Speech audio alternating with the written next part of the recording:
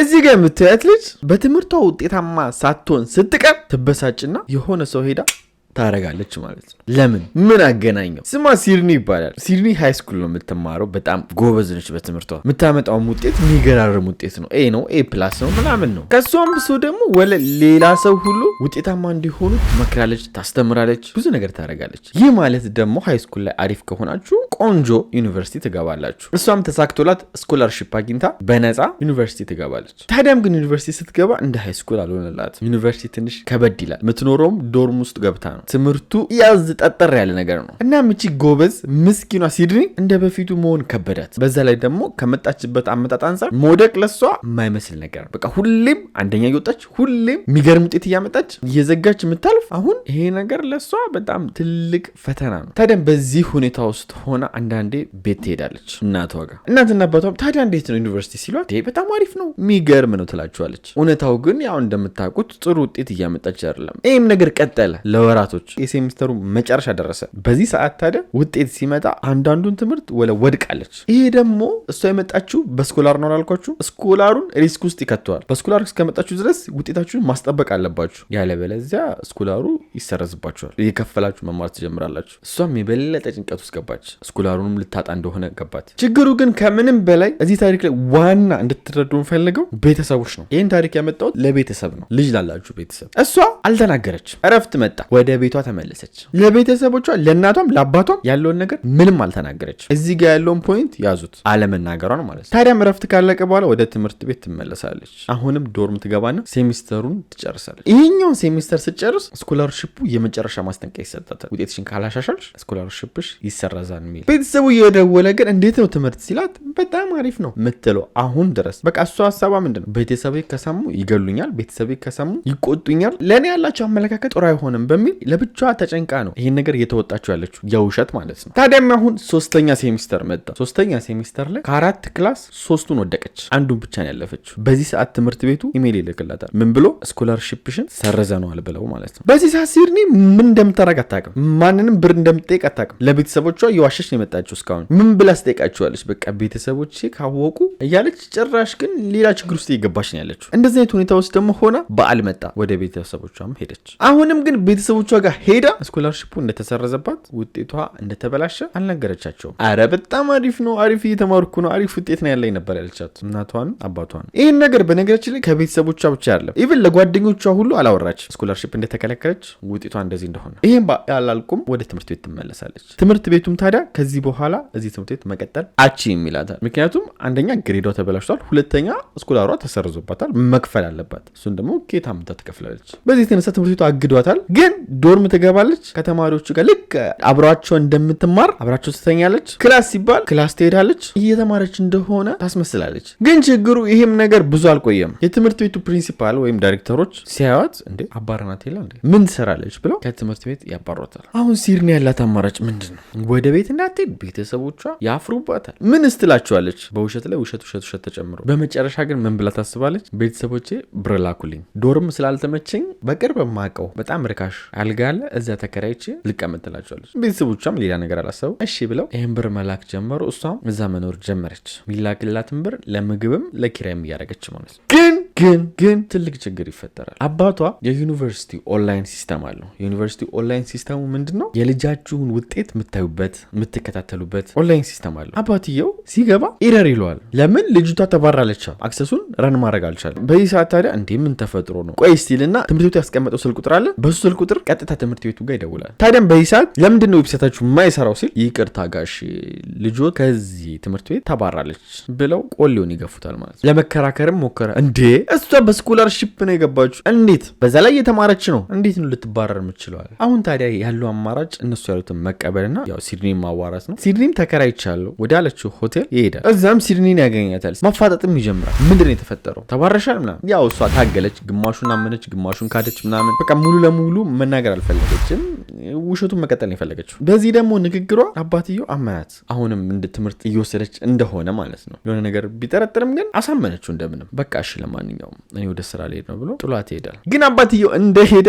እናትየዋ መጣች። ይሄኔ ነው ታዲያ ነገሮች ከባድ የሚሆኑት። ምክንያቱም ሲድኒ እናት የመጣችው ነገሮችን በደንብ ለማውራት ወለ ከስራ መውጫ አስፈቅዳ ቀደም ብላ ነው የወጣችው ያለውን ነገር ከሷ ጋር ለማውራት። ኢቭን ደግሞ ልጇን ከማዋራቷ በፊት ትምህርት ቤት ፕሪንሲፓሉ ዳይሬክተሩ ጋር ደውላ ስለ ልጇም ያለውን ነገር ጠይቃ ነበር። ግን እዚህ ጋር ትምህርት ቤቱ በግልጽ አልነገረም የተፈጠረውን ነገር። መልሰን እንደውላለን አሁን አይመቸንም ብሎ ነበር የዘጉባት እናትየዋ ላይ። ያላት አማራጭ አሁን እናትየዋ ምንድነው እውነታውን ከሲድኒ መስማት። ስሚ ምንድን ነው የተፈጠረው ትላታለች። ልጅየውም ማውራት ጀመረች። እናትየውም እንደዚህ ማለት በቃ መጨቃጨቅ ጀመሩ። ጭቅጭቃቸውን በቃ ለጉድ እየተፋፋመ ባለበት ሰዓት ስልክ ተደወለ። ደዋዩ ማን ነው? ከትምህርት ቤት። መልሰን እንደውላለን ብለዋል ነበር። ደወሉ እናትየዋ ጋር። ከዛስ ሄሎ ብላ ማውራት ሲጀምር ከኋላ በመጥበሻ ትመጣና እናቷን ዷ ታረጋታለች ማለት ነው ሲድኒ። በዚህ ደግሞ እናትየዋ ትበረግጋለች ማለት ትጀምራለች፣ መጮህ ትጀምራለች። ሲድኒ ግን ድጋሚ ዷ አሁንም ትጮኻለች።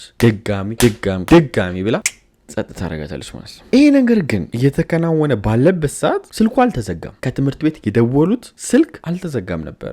ገና እያወራች ነበረ ዶ ያረገቻት እና እየሰሙ ነው የትምህርት ቤት ዳይሬክተሮቹ ማለት ነው እየተፈጠረ ያለውን ነገር። ትንሽ ግን እንደቆየ ስልኩ ድርግም ተደርጎ ይዘጋል። ታዲያም እናትየዋ እንደነገርካችሁ ጸጥ ብላለች። በቃ እቺ ነች ነፍሷ የቀረቻት። ይሄንን ደግሞ ሲድኒ ስታይ ከኩሽና ቢላ ይዛ ትመጣና ታረጋታለች ማለት ነው። ይሄም ነበር እናትየዋን ጸጥ ያረጋት። በዚህ በኩል ደግሞ የትምህርት ቤት ዳይሬክተሮች ምናምን እዛ ስልክ ላይ እየደጋገሙ ይደውላሉ። በቃ ተጨንቀዋል። የሰሙት ነገር ትክክል እንዳሆነ ስለገባቸው 3-4 ይደውላሉ። በዚህ ሰዓት ሲድኒ ወይም ልጅየዋ ስልኩን ብድግ ታረጋለች። አንስታ ግን ያረገችው ነገር ልክ እንደናቷ ማውራት ነው። ድምጿን ወፈር አርጋ ምናምን እንደ ትልቅ ሰው አሮጊት አርጋ ሄይ ይሄ የሲድኒ እናት ስልክ ነው ለምን ደወሉ ምናምን እያለች ያው አክት ማድረግ ጀመረች። ይሄ አክቷ ግን የትምህርት ቤቱ ዳይሬክተሮች ሲሰሙ እናትየዋ አይደለችም ሲድኒ እያስመሰለች ነው ብለው ወዲያው ነቁባት። ወዲያውም ታዲያ አድሚኖቹ በቃ ግራ ሲገባቸው ፖሊስ ጋር መደወል ይጀምራሉ። ፖሊስም እንግዲህ ላጥ ብሎ ወደ ሲድኒ ወዳረፈችበት ሄደ። ሲድኒ ደግሞ ቆማለች። ምን ማድረግ እንዳለባት ሁሉ አታውቅም። ግራ ገብቷታል። ነገሮች በፍጥነት ነው የሆኑት። ይህን ነገርም መሸፈን አለብኝ፣ እኔ እንዳልገደልኩ ማሳወቅ አለብኝ አለች። እናም ፕላን ታውጣለች። ምን አይነት ፕላን? መስኮቱን ትሰብረዋለች። ያ መስኮት ደግሞ ሰው ማስገባት የሚችል አድርጋ ነው የሰበረችው፣ ለዛውም በእጇን የሰበረችው። ፖሊሶቹም ሳይመጡ ደግሞ የምታወራውን ነገር ማሰብ ጀመረች። የውሸት ስቶሪ። እሱም በቃ የሆነ አንድ ሌባ ምናምን በመስኮት በኩል ሰብሮ ገብቶ እናትየዋ እንደገደላት ምናምን ነገር ለማስመሰል እንዲህ ያሰበች። ከትንሽ ደቂቃዎች በኋላ ፖሊስ በሯ ላይ ደርሷል። ሲድኒም ያው ስቶሪ ላይ ወይም ውሸት ላይ ጎበዝ ስላልሆነች ጀመረች ይሄንን ትረከዋል ምናምን ስትል ፖሊሶች እጇን አዩት። ምክንያቱም እሷ ተሰበረ ምናምን ብላ ልታሳብ የነበረው ግን እጇ ተቆርጧል። ያንን ነገር ስትሰብር እንደተቆረጠች ወዲያው አወቁ ፖሊሶቹ። ታዲያም እዛው ቀጨም ተደረገች። ሲድኒ ትክክለኛ ፎቶ ይሄን ይመስላል። ፍርድ ቤትም ቀረበች።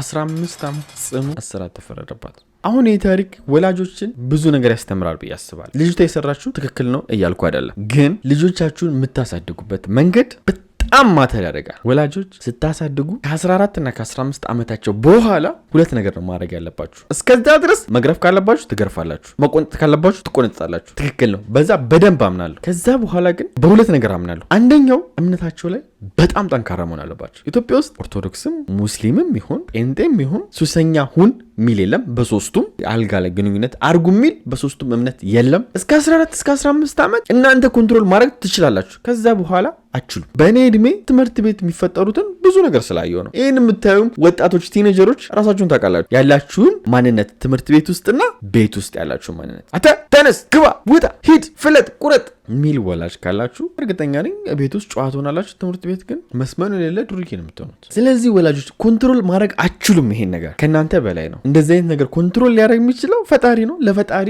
ለእምነታቸው ተገዢ እንዲሆኑ ማስተማር ብቻ ነው የምችሉት። ስለዚህ ከእናንተ በላይ ስለሆነ ከዚህ በኋላ ለፈጣሪ ስጡ፣ ልጃችሁን እምነታቸው ላይ እንዲጠነክሩ። ሁለተኛው ደግሞ ልጃችሁን ማቅረብ ወይም ደግሞ ጓደኛ ማድረግ። ልጃችሁን አለመናቅ ማለት እሱም የራሱ ስሜት እንዳለው ማወቅ። አንተ ዝም ብለህ ልጅ ነው ምናምን አይደለም፣ የራሱ ስሜት አለው፣ እሱም መረዳት። እስቲ እንዴት ነበር ጓደኞች እንዴት ናቸው ምናምን ያሉ መቅረብ፣ በጓደኝነት መቅረብ። በጓደኝነት ይሄ በቁጣ መንፈስ ምናምን አይደለም። በሽጉጥ እንደዚህ የምትጠበቅ ልጅ አለች። ትምህርት ቤት ስትመጣ ግን በአይኔ ያየሁትን ነው የምነግራችሁ። በጣም አስቸጋሪ፣ ማንንም አሰማ፣ ቀውጢ ነች። ግን ሰውየው እኔ ልጄ እያለ ነው የሚያወራው። ይሄ ለምንድን ነው የሆነው? አለመግባባት ነው በሁለታችሁ መሀል። መጥተው እዚህ ልጆቹ ድራማ ይሰራሉ እናንተ ፊት፣ እዛ ግን የሚሰሩት ደግሞ ሌላ ማንነታቸው ነው የሚፈጥሩት። ይሄ የሆነው ጓደኛ ለማድረግ ነው፣ አለመቅረብ። ትምህርት ቤት ያዩትን ነገር መጥተው ለእናንተ ይህን ነገር አየው፣ እንደ ጓደኛ ብትሆኑ ማለት ነው፣ ይህን ነገር አየው ይሏቸዋል። አይ ልጄ ይሄ ነገር ትክክል አይደለም፣ እሱ ያደረገው ነገር ጥፋት ነው ትላላችሁ። ጓደኝነት ቅርብርብ ካላችሁ፣ የጓደኝነት ቅርብርብ ካላችሁ ግን ልጁ ከዛ ከዱርዮቹ ወይም ከሌቦቹ ወይም ከመጥፎ ሱሳል ካለባቸው ሰዎች ያይና ይመጣል። ይሄ ትክክል ነው አይደለም የሚለውን ነገር የሚነግረው የለም። ግንኙነታችሁ እንደ ጓደኛ አይደለም። ያንን ነገር ገብቶበት ነው መሞከር የሚፈልገው፣ ትክክል ነው አይደለም የሚለውን ማለት ነው። ከዛ ከእናንተ ተደብቆ ልም ያለ ሱሰኛ ሆነ፣ መጨረሻ ላይ ማትመልሱ ሱሰኛ ማለት ነው። ይሄ ለምንድን ነው? በመሀላችሁ ያለውን ቀረቤታ ጓደኛሞች ማድረግ አለባችሁ። አችሉም እንደዚህ በዱላ በእንትን ምናምን ተቆጣጠሪ ከ10 ምናምን በኋላ አችሉም። ያላችሁ ኦፕሽን ወይ ወደ ፈጣሪያቸው እንዲጠጋ ማድረግ ነው ወይ ጓደኛ ማድረግ ነው። ሁለቱ በጣም መሰረታዊ ነገር ነው ልጃችሁን በአግባቡ ለማሳደግ። ዝም ብሎ መጀለጥና ዝም ብሎ መግረፍ በተለይ ከ15 ዓመት በኋላ ምንም አይጠቅምም። ባልሆነው በሆነው መቆጣት ምንም አይጠቅምም። ስሜታቸውን መረዳት። ይህን ስል ደግሞ አንዳንድ ልጆች አላችሁ እኔ ቤተሰቦቼ ስሜቴን አይረዱኝ ምናምን የምትሉ አንዳንድ ቤተሰቦች ሆን ብለው እናንተ ስሜት እንዳላችሁ እያወቁ ዝም የሚላችሁ ቤተሰብ አለ። ያን የሚያደርጉት ግን ለእናንተ ጥቅም ነው። ለምን? ላይፍን እንድትረዱ። ላይፍ ላይ ሁሉ ነገር ቀላል አይደለም። ማንም ስሜታችሁን አይከተልም። የሆነ ነገር ይመጣል ላይፋችሁ ላይ ይሰብራችኋል። የሆነ ነገር ይሰብራችኋል። ያ ነገር እንድትማሩበት ስለሚፈልጉ አንዳንድ ወላጅ ዝም ይላችኋል። ስሜታችሁን ሳይረዳ አውቆ ፈልጎ ከዛ ነገር ተምራችሁ በቃ ላይፍ ነው እንድትጠነክሩ ብለው ማለት ነው። ምክንያቱም ላይፍ ላይ ምድር ላይ ስትኖሩ